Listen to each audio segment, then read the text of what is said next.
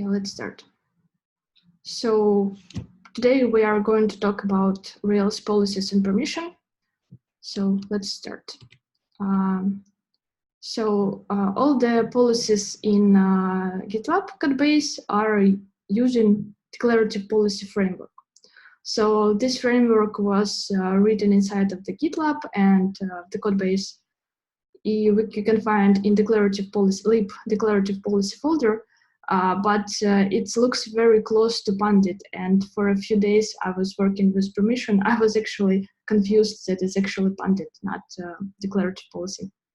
So basically the most important in this framework is class ability and its methods allowed, which allows us to check if the user have an ability to see some object or like interact with some object.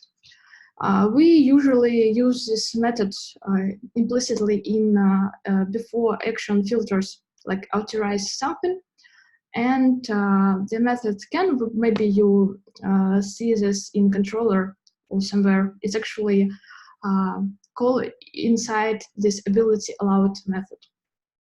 So all the policies, so when actually the ability allowed is triggered, it's create a copy of some policy and use its rules to check some permission. And you can find all the policies inside of app policies or E for enterprise app policies folder. So let's take a look on the policy class.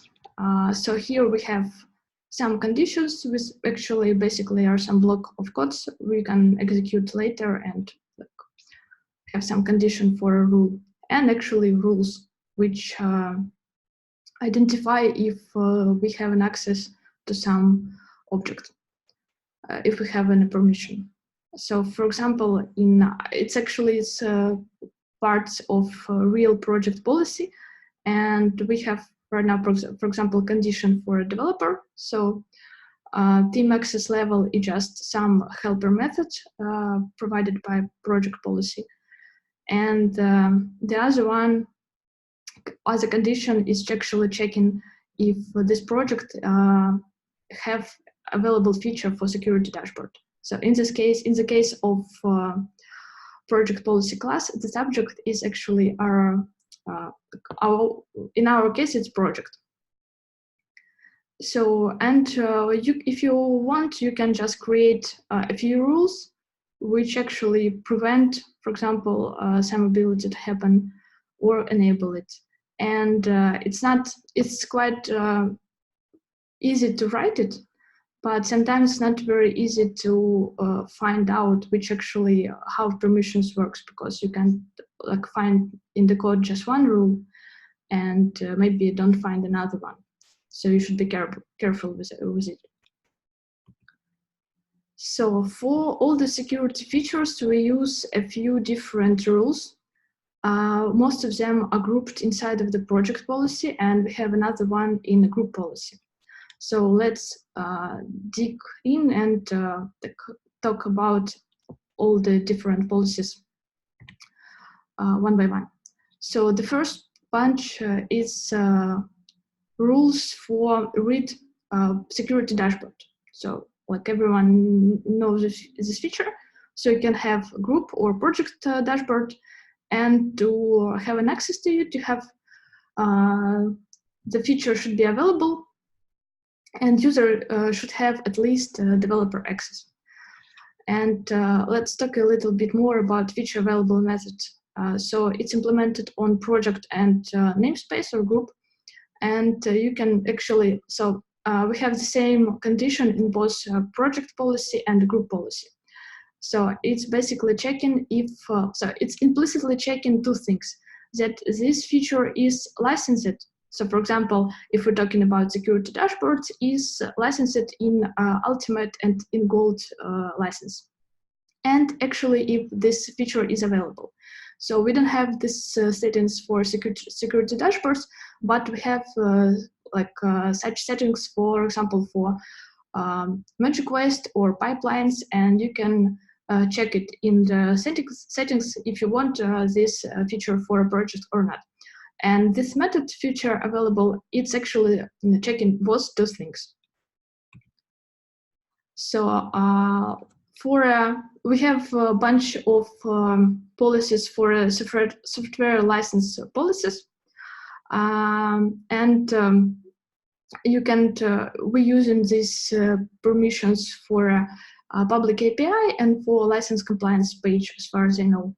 So as well as they checking if we have this feature available and user have an access to the project, can read it, or have maintainer access for providing some create, delete, admin actions. Next is dependency list public API. So we have this feature dependency list, which actually showing users what dependency we have in this project. And we have a public API for this feature. So because user can, if user can see the repository, user can see all the dependencies. So that's why we need for this rule, we need to check if the feature, obviously feature is available and user can, it's kind of tricky, user can download code. So we actually basically checking this, that user can read the repository. But historically, read repository is actually the rule can download code. So I don't remember how I actually find it, but it's like that. Next one is the permission for read dependency list view. And right now we have the same access level as to security dashboard, just for now. And it'll be, I guess it'll be changed in near future, because right now dependency list page shows us different information, dependencies, its vulnerabilities, licenses. So obviously it could, users, like, you have to check different things. And right now this policy that you have to access, you have to have an access to security dashboard, it's like prevent some users from this page, and it's not like what we want. So the access for this page should be more granular. And some actions for manage vulnerability feedback. So vulnerability feedback, if you know this, like the actions that if the vulnerability is found, you can dismiss it or write a message, like give a feedback. So we, as far as I know, right now we use this only for we have this one in security dashboard. So user, like this, pretty the same rule as for security dashboard. So user has to have at least developer access to perform such actions. And just one slide break because we are heading for a last permission, and it's the most trickiest one. So this permission allows us to read vulnerability feedback. And we show this information is in different places. What I found in the code base right now is that this is shown only on the merge request widget. But as far as I remember, previously we show vulnerability feedback on the pipelines view. I guess somewhat were changed, or it will be added in the future. So we have the rules that user can have to read the project or have an access, like can read merge request or read builds. So like, again, we want to show vulnerability feedback to users who actually can read the project, to have an access to the code base. But there is a situation when users can have an access don't have an access to the project, but they actually like don't have, but we don't need an access to the whole project. We are interested only in few parts, like merge request and pipelines. Because in settings we have lot of different settings, so we actually have to check all these possible cases, because we have different situation. For example, so we can check different access level for merge request and pipelines. So for example, if you go to the settings general on the project menu, we can go to the repository tab and can see that you can check different access level for merge requested pipelines and for repository as well. So for a private project, it's kind of very simple, because only a user who have an access to the project can have an access to repository, merge request, and pipelines. But for public and for internal projects, you can just like check all the different kinds of access, and as well you can just press out and make this feature unavailable. It's not like all of it. There is another part of settings, CI/CD part, when we have check for public pipelines. So this public pipelines settings allows users, like not authorized users, to see your pipelines. And it's kind of contradict with the settings for pipelines. So actually how it works, if you check public pipelines and you allow pipelines for everyone with an access on the general tab, users without an access will have an access to the project. So actually it works like end rule. And if we go for like to this condition, so a user can be able to read builds, and this read build is this rule actually implement all this logic. So it's actually check if pipelines are public and access to the pipelines are set for everyone. Yeah. So if you're interested in how all the settings for a project are stored, you can go to the project feature module, and it's table project features. And you can see all the access level values that are stored for a project. For example, I checked, I like create a snippet, and we can see an access level for builds and merge request. And yeah, builds and pipelines are the same. So in the code we have builds, but in the UI we have right now pipelines everywhere. So like challenges that we have to solve in the future.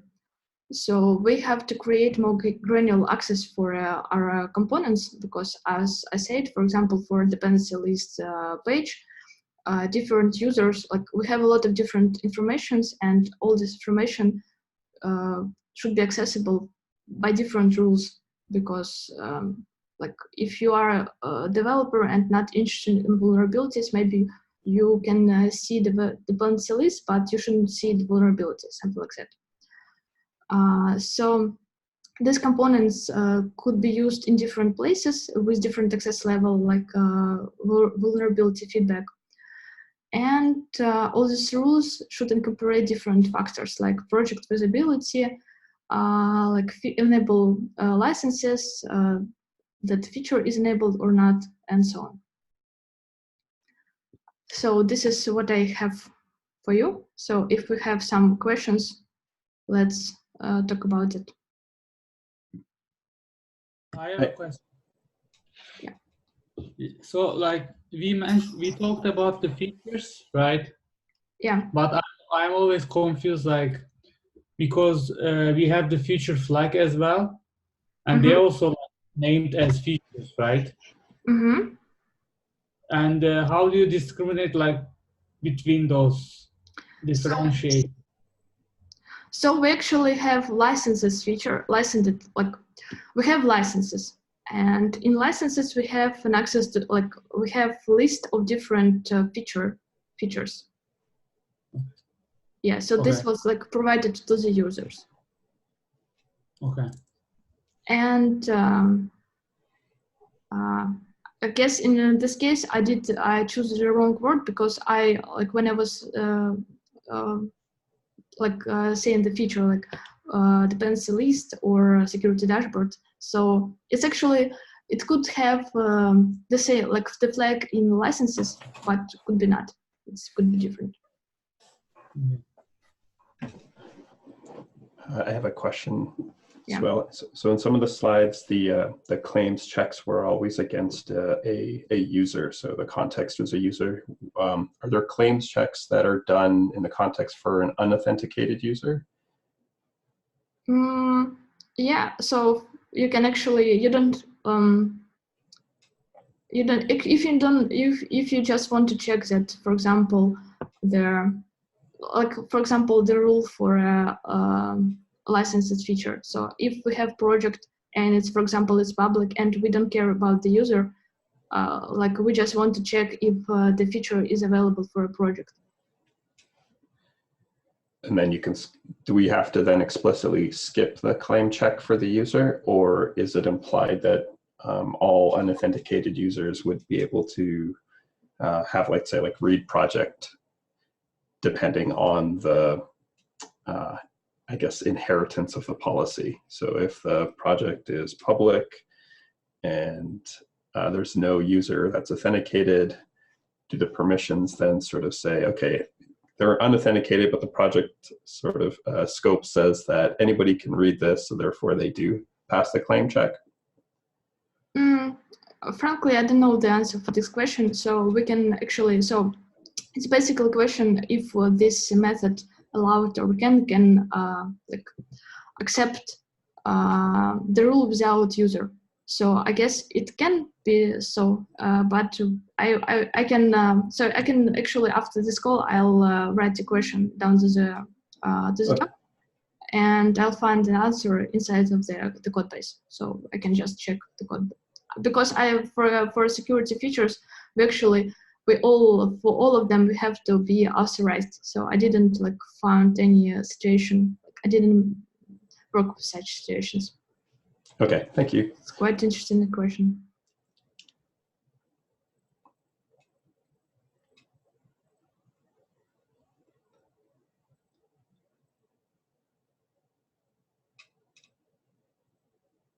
Any question? Other question?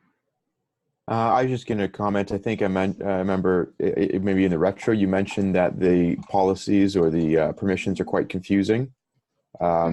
Is there any kind of, I haven't taken a look at them, but is there thoughts of maybe refactoring how that works, or is it kind of like this is how it is, it has to stick with that? Yeah, so actually I was working for like the last policies that I showed you there for read vulnerability feedback. I was working with it for last months or maybe 2, and it's look very small one, but when you when you need to dig up and find out actually that this is a policy and we have to actually have an access, so we need an access for a merge request and so on, it's became confusing, and I don't see how we can refactor it, because it's like framework. So if we want to refactor it, we have to refactor it everything. But like after you dig up a little, it's became very easy to work with.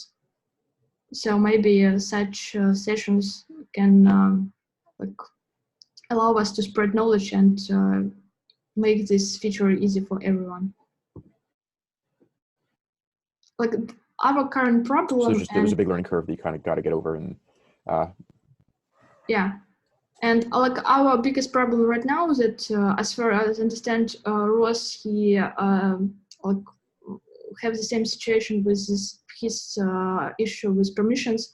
So we have a lot of settings, and we need to check all the elements. So if we want to show vulnerabilities in different places, we have to make sure that users have an access to this place. And because we have different access level for projects, we have different access level for users. So it's like we have different settings for like showing merge requests or not. So it's became quite difficult and error prone. I think that first slide with the code sort of indicates that we use like a claims-based access control. And then the roles that we have are derived based on each of like a grouping of claims. So if you've got these claims, then you are in this role.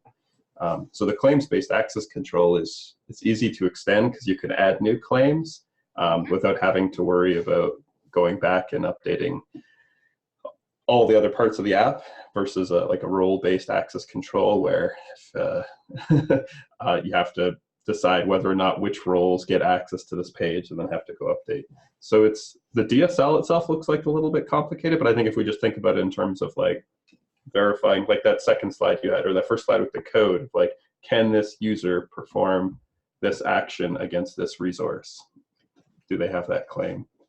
I think that simplifies it, but the implementation is probably the complicated part. Yeah, so actually, if you want to interested in how actually this framework works, so on the first slide, I have a link for a correspondent GitLab documentation, and there is a lot of very interesting information there.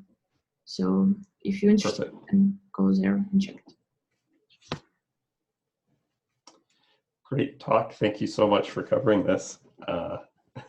Yeah, I hope it helps for anyone, because actually it was kind of a pain, like digging in the first place.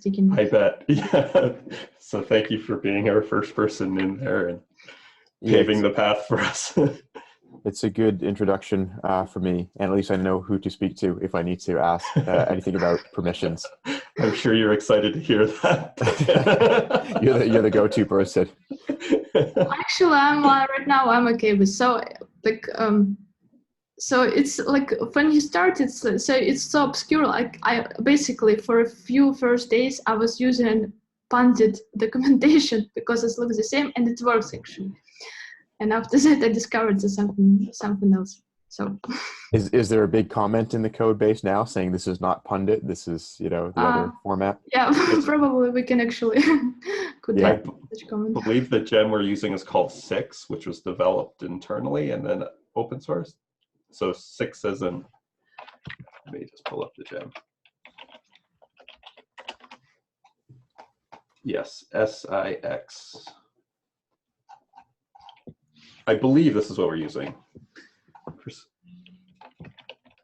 which looks a lot like CanCan or Pundit, one of the two, with policy classes. It looks like more Pundit, but actually we have like in the declarative framework folder, we can actually see the code. Please double check what I said, because I too am super new. It's quite old, so last commit was on March 18. Yeah, maybe it's like, or maybe, okay, I'll check it after this. So it could take a while. All right, if you like last questions, anything, last comment? Oh, this may be old. Sorry, we may not be using that. I'm sorry. I don't know where I saw that, but I don't see it in the gem file now. All right. Okay, so thank you for coming. Ignore what I said. Okay. Yeah. Thank you. Thank you. Thank See you guys. Bye. Bye. Thank you. And thanks for staying up late for us. Oh, it's not late.